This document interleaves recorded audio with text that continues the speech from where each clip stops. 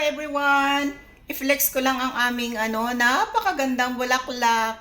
Alam niyo naman dito sa Hong Kong, pag Chinese New Year, lalabas talaga yung mga nagagandahang bulaklak. Siyempre, kasama kami.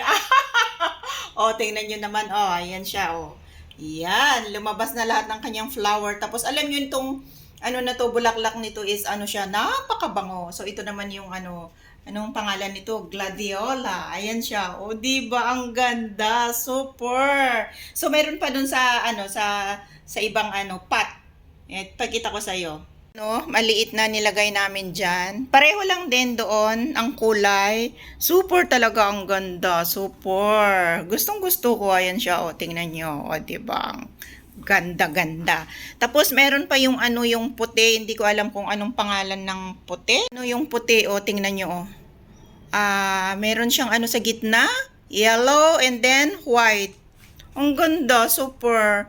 Hindi ko lang alam, nakalimutan ko yung pangalan nito. Basta, magandang bulaklak, o diba?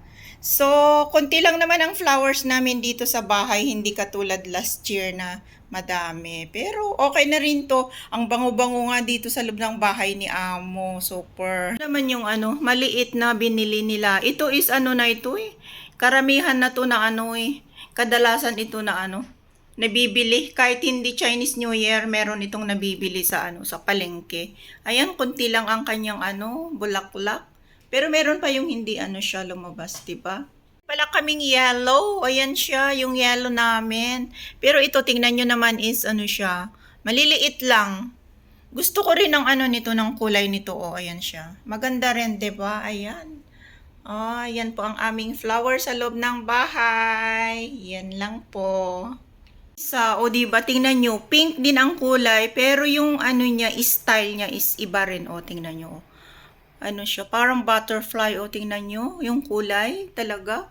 Kahit pink din, magkakaiba siya ng, style. O, diba? So, yan lang po ang kanyang, flower, yan. Hindi gaanong, madami. Kunti lang siya. So, ganyan lang siya. O, tingnan nyo. Ayan. Pero ang ganda, o. Yan, maraming salamat po sa panonood.